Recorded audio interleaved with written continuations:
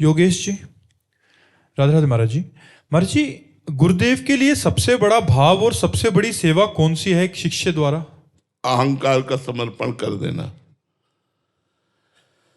गुरुदेव की प्रसन्नता होती है जब देखते हैं ये मेरे अधीन है। अहंकार का समर्पण करना। अब जो ही कहे करे हम सोई, आयस लिए चले निज दासी, मन क्रम वचन त्रिशुद्ध सकल मत, हम श्री हित हरिवंश उपासी। मन से, वचन से, कर्म से अपने गुरु के अधीन हो जाना ही गुरु की प्रसन्नता है। ये रबड़ी रसगुल्ला, बाहरी सेव संतरा, रुपया पैसा, कपड़ा लत्ता, इसको तो गुरु तुम्हारी प्रसन्नता के लिए स्वीकार करते हैं। गुरु की इच्छा का विषय नहीं है, गुरु की प्रसन्नता का विषय नहीं। गुरु की प्रसन्नता का विषय है अपने अहम को समर्पित कर देना।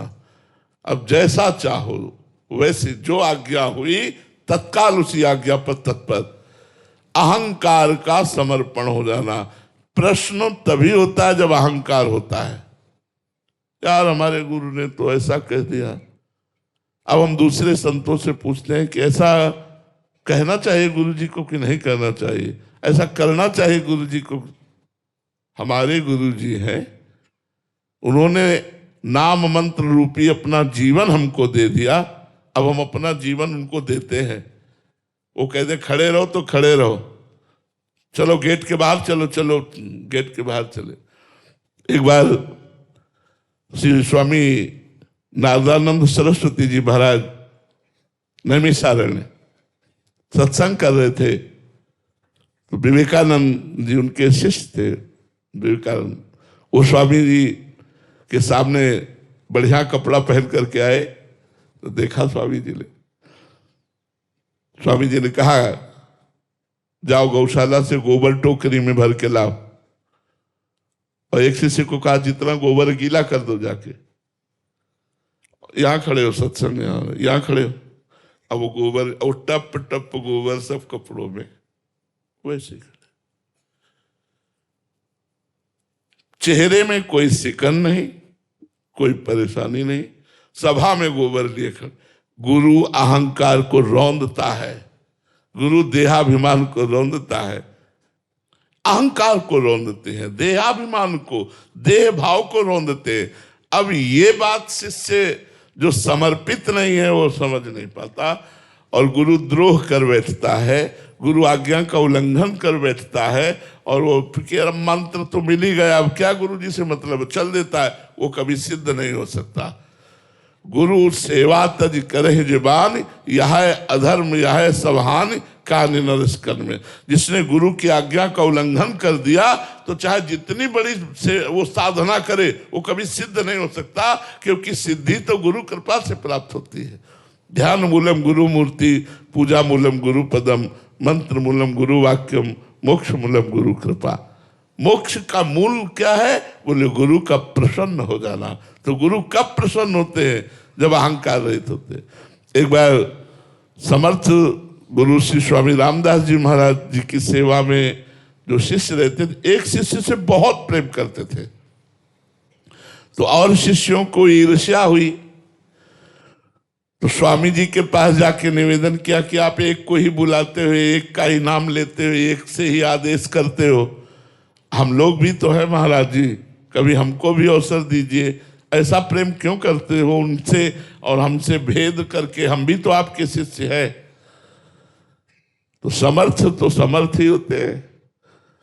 कुछ नहीं बोले, बोले जाओ सबको बुलाएंगे, किसी दिन सेवा होगी बुलाएंगे, जाओ। दूसरे दिन बुलाया, बोले सबको बुलाओ, सब आए। जांग में पट्टी बंधी हुई थी।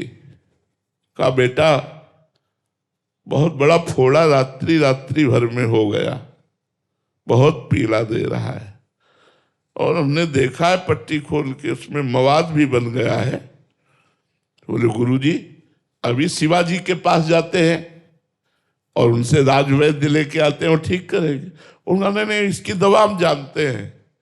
कोई शिष्य यहाँ उसका मुंह है, मुंह लगा के यदि सब मवाद पी ले हो सकता है वो शिष्य मर जाए क्योंकि मवाद है, पर हम ठीक हो जाएंगे। आप में से कौन पिएगा? आप लोग चुप हो गए। आप लोग तो अब चुप हो गए सब कि मर जाएंगे। मवाद पीना, बहुत से तो पीछे खसक लिए, कुछ हाथ जोड़े खड़े रहे, पर हाँ नहीं कहा। और वो सेवा में लगे हुए थे जिनके विरोध में सब शिष्य शिकायत की थी, आवाज लगाई, बेटा। हाँ गुरुदेव, सेवा में थे, छोड़ के आगे जी। ये मवाद बन गया है फोड़े में, अगर इसको तुम पी लोगे तो हो सकता है तुम मर जाओ, लेकिन हम ठीक हो जाएंगे। बोले गुरुजी तुरंत बताओ कहाँ से पीना है? बोले यहाँ से पीना है। मुंह लगाया, पूरा पी गए। बोले गुरुजी रोज ऐसा पीने को मिले तो बहुत आनंद आया, इतना मीठा था, इतना स्वादिष्ट था।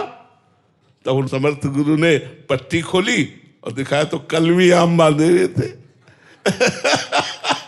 परीक्षा के लिए कलमी आम बांध लिया था। तो सब शिष्यों से कहा, देखा, इसलिए इसको प्रेम करता हूं, जो अपने प्राणों को समर्पित करके, देह भाव का त्याग करके गुरु की शरण में है कि गुरु जी ठीक हो जाए, हमारे प्राण निकल जाए, कोई बात नहीं, गुरु जी को दर्द ना हो। ये समर्पण गुरु प्रसन्नता का हेतु होता है। गुरु को प्रसन्न वही कर सकता है, सच्चे गुरु को, जो अहंकार रहित है, दैन्य है, मन वचन कर्म से गुरु को समर्पित है, तन मन प्राण गुरु पर बलिहार। ऐसे शिष्य बहुत कम होते हैं, ऐसे शिष्य ही जगत गुरु हुआ करते हैं। जो अपने गुरुदेव के ऐसे शिष्य होते हैं वही जगत का कल्याण करने वाले गुरुदेव बनते हैं जाकर। जो शिष्य नहीं बना वो गुरुदेव क्या बन सकता है? जो शिष्य सच्चा है वही जगत गुरु बनता है, वही जगत का कल्याण करता है। तो अहंकार देह भाव को गुरु के चरणों में समर्पित कर देने से गुरु को सबसे बड़ी प्रसन्नता होती है।